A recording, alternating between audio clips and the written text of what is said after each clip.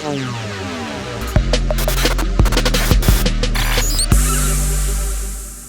are live, and I'd like to thank you for tuning in. We have an awesome session today with an amazing guest. It's going to be really cool. My name is Kenny Harper, and joining with me today is Manny Torres. Hey, how you doing? And Gary Frey. Hey. So Gary Frey is going to Garyfy this live podcast. And, Gary is actually the co-founder and co-host of the Anything But Typical podcast, which is pretty awesome in of itself. And he leads business development for CEOs who are looking to basically amplify their business. So he's on the Amplifier team in the sense that we're all looking to help each other become more successful and profitable. So Gary, welcome. Let's get a start off just by taking a moment to kind of introduce yourself, what got you to where you are now, and telling us a little bit about your background. Well, it's an anything but typical journey. And it was one that I planned and God laughed, I think. And like you, Kenny, I started as a graphic designer much longer than you are old, probably. But nonetheless, what I did not realize that my first turnaround was at age 28. And actually, it was at 17. I just posted about that today. I was managing a swimming pool and getting it into profitability, but I didn't really think about it that much. But nonetheless, I found that I had a knack for being able to take kind of right brain problem solving and talk to CEOs that were very left brain and be able to help them grow their businesses as I was running an ad agency. And so fast forward, this really crazy journey has led me to run 4 companies and do 2 turnarounds and be in 2 Fortune 100s, which I don't fit anywhere. So, and right now I'm with a CPA firm that just works with privately held businesses and helps them grow. And I think out of the 77 of us, now we're at 11 of us that have actually started, run, or turned around businesses, which is really interesting. So I run business development for the firm. Mm-hmm. I also coach CEOs and management teams that are in high growth businesses that want that. And then we launched this podcast just to feature the stories of business owners who have, gone and taken a road less traveled and risked everything to try to do something and make an impact. So that's my story. That's your story, and you're sticking to it. I love it because I see that that's a way to really get behind the scenes authentically and genuinely and help others who are on their journey maybe avoid some common pitfalls, or maybe see that there is a potential better path. Sometimes the things that we see are counterintuitive, right? It seems like, maybe this shortcut will be better, but it's like, well, to what expense? Right, exactly. Yeah, it's funny because I didn't think about it at the time either, but in 1991, I was brought in to do this turnaround, and it was he would consider himself a consultant and on business development, came from the Martin Agency in Richmond, Virginia, but he really also served as a coach in many ways, and he was not inexpensive, but it was $10,000 a day. Think about what that's worth in today's dollars, about probably $23,000 a day plus expenses, and you paid him up front. And so the pain was very high, which is why my partner initially brought him in. And then as we grew the company, we continued to invest in him because we got a good return on our investment. And so that really was pivotal in my career as well. So it helped me realize very early that having somebody outside, a friend of mine says it's hard to read the label when you're inside the jar. Oh, and that is a very true statement. And if you find somebody that knows what they're talking about and you're willing to learn, it can be an extremely powerful investment. The other day I was hosting a mastermind of different business owners, and the suggestion was put into the conversation, you should find a mentor. Someone was basically looking for some insights, and the suggestion was to find a mentor. And they were like, yeah, well, the mentors I've been talking to are looking to charge me 20 or 30 grand. And that's a little bit out of my comfort zone at this moment. Yeah. And then the conversation was, maybe that's not a mentor. Maybe that's more of a consultant. That's right. And I think you need both, quite frankly. And, I don't know about your masterminds, but I'm not in any that are paid. I have been, and depending on who's running them and who's in them, it could be a worthwhile investment. But I do believe in finding the right tribe, that is outside of your own jar, that you can relate to and that you can learn from, and that you can also speak into the lives of others from your perspective and from your experience. It's a great way to live, man. It's the energy, because like we're on this roller coaster, right? And the roller coaster goes up, it goes down, it goes sideways. Sometimes it flips around, and we're like, and when you're connected with other people that are on that journey, they can kind of relate to you. It seems refreshing because they can help you dust off, get up quicker, and really get on the right track. For some of the challenges that I've run into with people that are already doing good, but they still have room for improvement, is to understand they still have room for improvement. Yeah. What is some advice that you give people that maybe are on their journey, they're doing good now, and they think, I don't have time to work on my business. I don't have time to work with, a coach like yourself, or they're just in that mindset. They're kind of blocking themselves, and they're thinking they don't need it. Well, pain is an amazing motivator. and my experience is, if you don't have pain, you ain't going to be changing anything. So, it's like, hey, if that's working for you, great. There will be a moment, especially as you grow a business, where too many roads lead to you and business is no longer fun.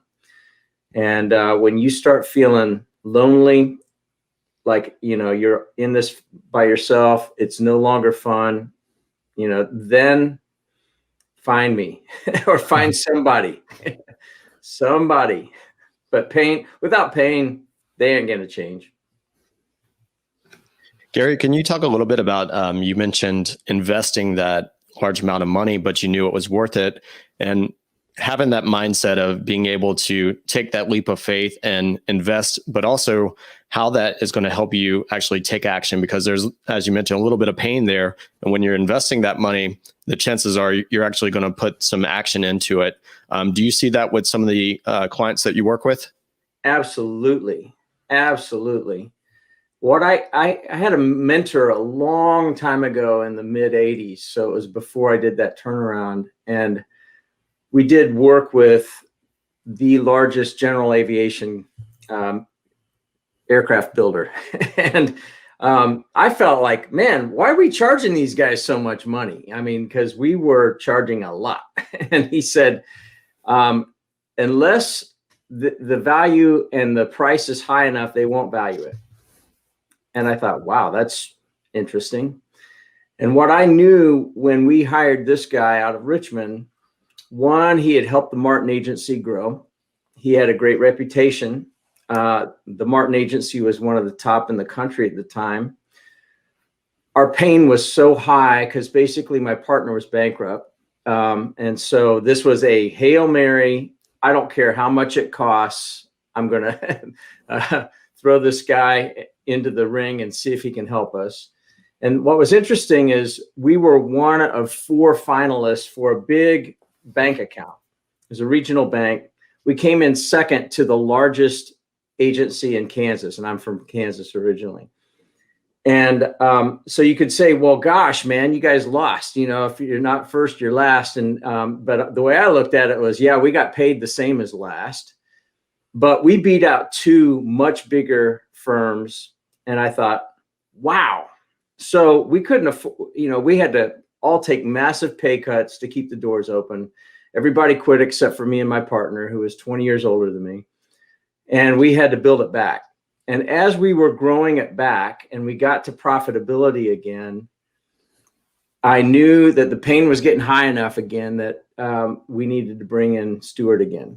And as we continued to grow, there were inflection points where we said, you know what, it's time to bring in Stuart. And I got some pushback from my team because at that time, a new workstation on an Apple workstation or Macintosh at that time was about 12 grand.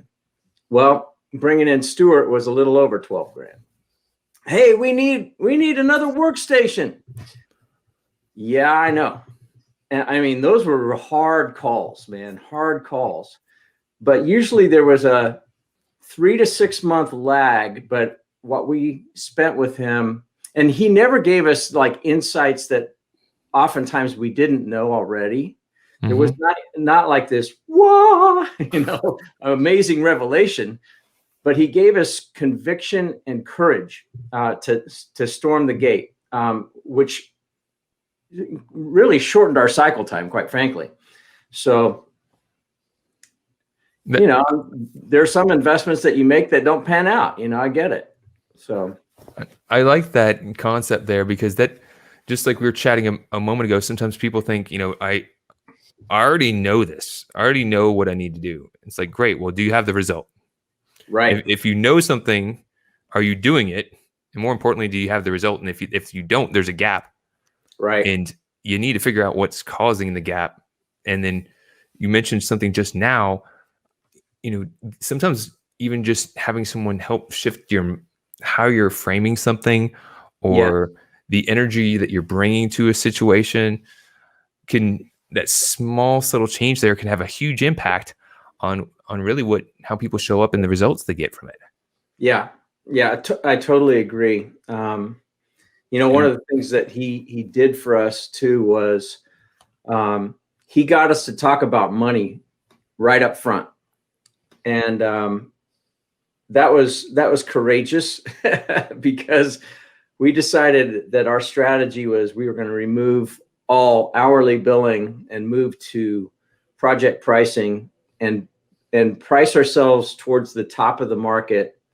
And then when it came to billing time, we would surprise them with a little bit of a reduction, not a ton, because that becomes a budget buster, especially with big companies, especially if they're publicly traded.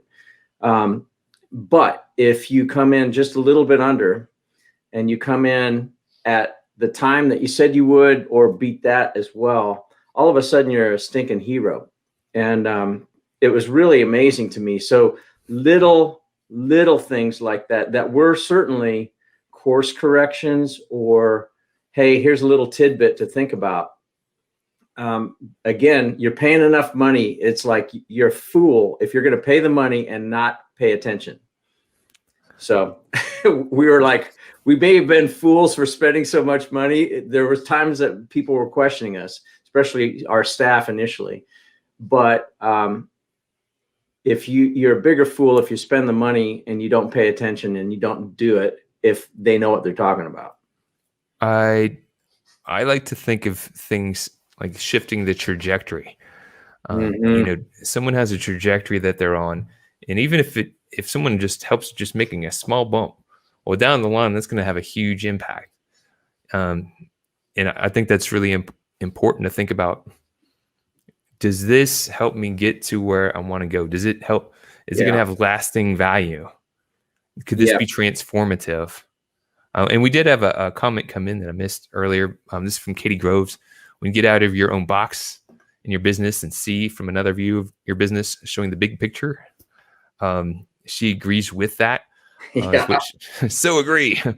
And it's important to have fun, but that's, one of the things that we look to do is by connecting with others is get their insights.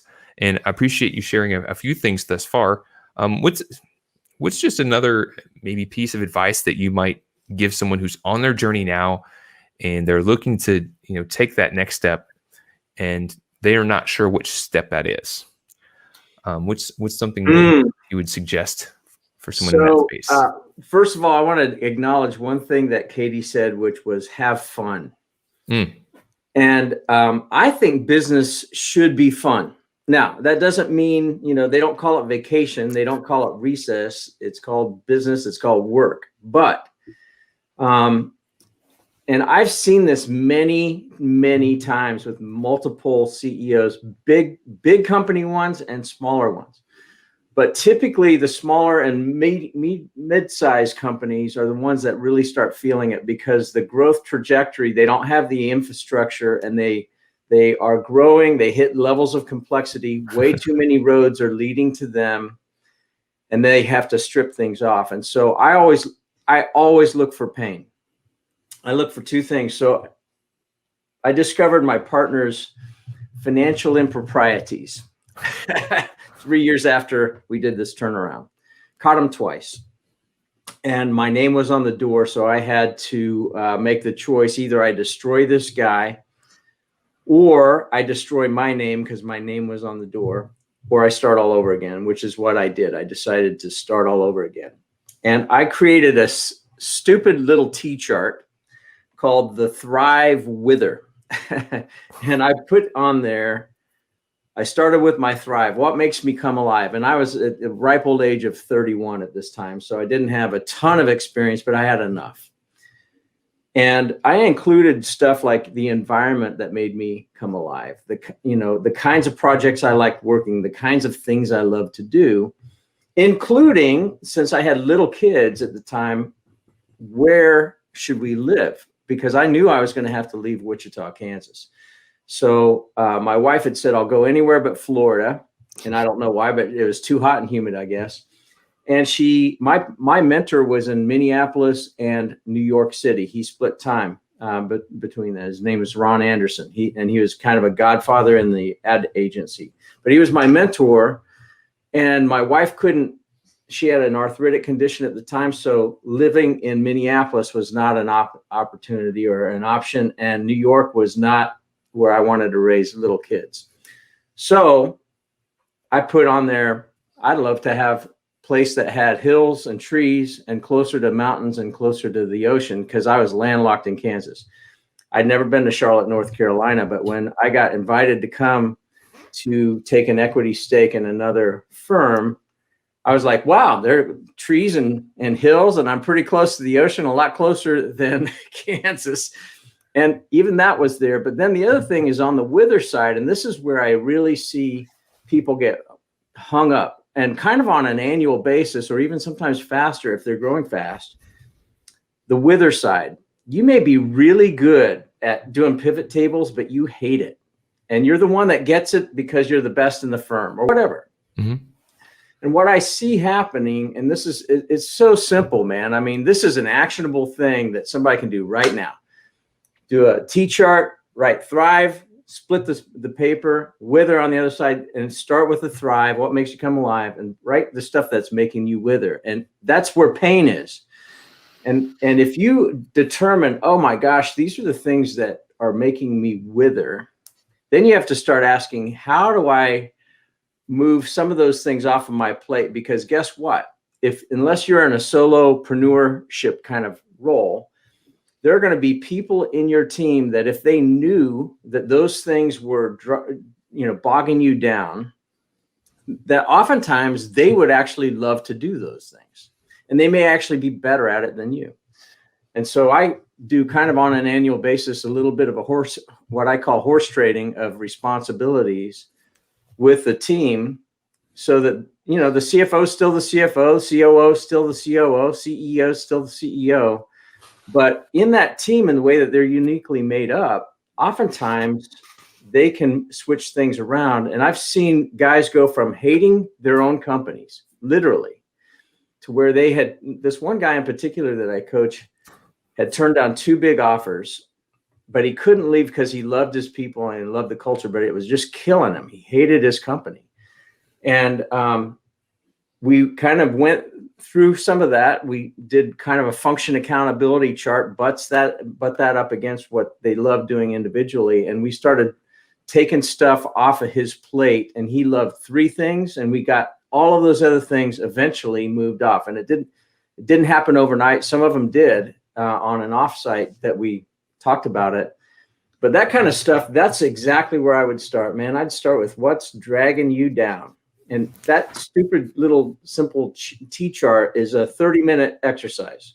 Get quiet, turn off your devices, and think, and write it down. Write it down. No, I love that, because at the end of the day, if you're losing your energy, you're not going to show up to the fight the same. And that drip will weigh you down. And before you know it, you're just like falling over. Exactly. And, I've seen from a lot of people that I'm talking to, sometimes, again, they get in their own way because they think, I need to do everything. Right. I can't let this go. People can't do it as good as me. Oh, and then woe is me at the same time. And oftentimes they can't do it as good as you. I mean, That's a good point. Especially if you started it. But that's where communication comes into play. What are the measures of success? Define it so that somebody has clarity of what looks like success, and have more conversation on the front end of that, so that you avoid the, hey, let's read my mind. Nope, wrong. Start again. I mean, I've seen that way too many times. It's just because of bad communication. Gary, I want to circle back to something you said earlier about when you started going after new business, you started to elevate in terms of the types of accounts that you were going after, and that you had increased your fees. And a lot of times we see businesses that are scared to increase their prices, yeah. But a lot of times that allows you to get some of those things off your plate and really focus on those things that you love. So is that something that you've seen as well, that helped when you did that in your business, where as you increased those prices and the type of business that you were working with, that you were able to do more things and provide more value? Yeah, that's a great question, Manny. The biggest thing is you got to know your numbers. And I'm not a quant jockey, but so I just keep things simple. You got to know, like, one of the biggest things in this first turnaround, we were charging by the hour, and it didn't matter how long. It'd be like if I painted my office and had somebody paint it with a toothbrush by the hour, it'd be a $15,000 paint job, but if I paid somebody, say, hey, this room's probably worth about $250, $300, to paint it, knock yourself out. Well, and then if they come in and they get it done in an hour and they say, hey, by the way, it's $295. Hey, fantastic. You're a hero. And they made, $295 an hour. Sounds great. That was the single most effective thing. So we looked at, hey, we're writing off all this money. I don't care if you spent $3,000 on a Yellow Page ad. It's worth $500. That's it. So we looked at it and said, where are we losing money? Where do we have good margins? And what's the market value? And then, what I found, and it's even gotten worse or better depending on how you look at it. If you just do what you said you're going to do and a little bit more, when you said you were going to do it, you honor your commitments, you're a freaking rock star out there. I mean, it's amazing. And we didn't, until we got profitable, we didn't go out and try to acquire new accounts. We just tried to serve the ones that we had. We tried to grow them. And we had to weed out some that were unprofitable. But how do you know unless you look at your numbers? You can't tell. So, right. That's one of the things with growth amplifiers that we're always talking about. It's like you really got to be working with the right team or firm that can help you know your numbers and then strategically make a plan to continually amplify. Absolutely. It's one of the reasons we like partnering with business advisors who have the expertise and knowledge from the financial space, because our background and knowledge in Wheelhouse is from the marketing and sales point of view. Right. But we always take the holistic look to really know, does this even make sense? What is the best strategy to put into play? So those things are really cool. So for people that have tuned in, they've heard some of the things that you've shared, they want to learn a little bit more about you, your business, your podcast. Could you tell them some things and how they could find out more about you? Yeah, the easiest place is go to LinkedIn, man. I'm Gary Frey, Frey. And I'm the only one that has these funky glasses. So I like I'm them. in Charlotte, North Carolina. So I think that's the best way. And then if you want to do a Google, if you're, we're on all the major podcasting platforms. It's called Anything But Typical. And we're the only ones that have the registered trademark. There is a gal that has some spiky, funky hair, and that's not us. And I think she's in Australia or something like that. And we haven't done a cease and desist using that name. But nonetheless, you'll find us. And again, what we do is we just like focusing on, and right now I'm focused on Charlotte, North Carolina entrepreneurs. When I left Charlotte in 2002 to go run a company in the Great White North of Cleveland, Ohio, I left because I didn't feel like I didn't want to go to one of the banks again. I'd been at both, and I didn't want to do the large corporate thing. But the infrastructure of a smaller businesses was still kind of in its infancy. There were some, but not a ton. And so what's happened in the, when we moved back in 2015, the business community got a lot more robust, and I want to continue to focus on that. And so what we are doing is just telling kind of the unsung hero stories of other businesses, from really big ones. We had Ashley Home Stores CEO Charlie Maloof, and it's a couple $100 million company, which is a great company, very intentional, down to smaller, $3 million revenue kind of guys or gals that have some humility and are willing to tell the good, bad, and the ugly and the mistakes. So those are the two best places probably to find me. Super cool. So definitely connect with Gary. We did have one other comment come in real quick from Mr. Steve Replin. What's a pivot table? Well, it's in Excel, and I suck at it. But we have some people that are really good, Steve. So it's definitely something to keep in mind. So definitely connect with Gary. Check out his podcast. It'd be worth it. He does put out great content as well. There's amazing things happening in the Charlotte area. Always impressed. Know some great guys up there in the Triangle. State, so I'm glad you enjoy that. Was that Manny? I said North Carolina's my home state, so I'm really glad that you enjoy it. Yeah, grew up in Greensboro. Oh man, I love this place. It's there's no place called heaven on earth, that's for sure. But man, I like this place. It's a great place to raise a family and grow a business, and it's a cool city. So thanks, Manny, for sharing your state with me. Hey, thank you, Steve. Thank you, and Steve. Kenny, thanks so much for having me on, man. I really appreciate it. This has been fun. It has been fun. Appreciate having you join, share some of your thoughts, your expertise.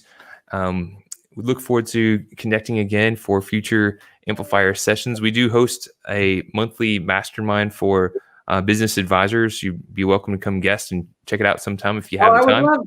I would love that. Yeah. Excellent. Thanks so much. And thanks for connecting with me on LinkedIn too. That's a great place to connect with really good people, I found. So, and hear interesting stories and learn from others. So likewise. So if you're tuning in now and you have questions for Gary, definitely connect with him. If you have questions for us, Growth Amplifiers, feel free to put them in the comments. Let us know as we're continuing to put out more programming for future events. We're also looking for guests. So Gary, if you know somebody you want to introduce, I will send you some. All right. Send me a separate LinkedIn message so I don't forget about it, okay? And then I will send some folks your way. All right. Thank you so much. Appreciate it. And until next time, keep on amplifying. All right. Thanks, guys. Have a wonderful day and a great week. You too. All right. Bye-bye. To show your support, take a moment to amplify this message by sharing it online. To connect with me or gain more business growth insights, visit www.growthamplifiers.com. Thank you for your support.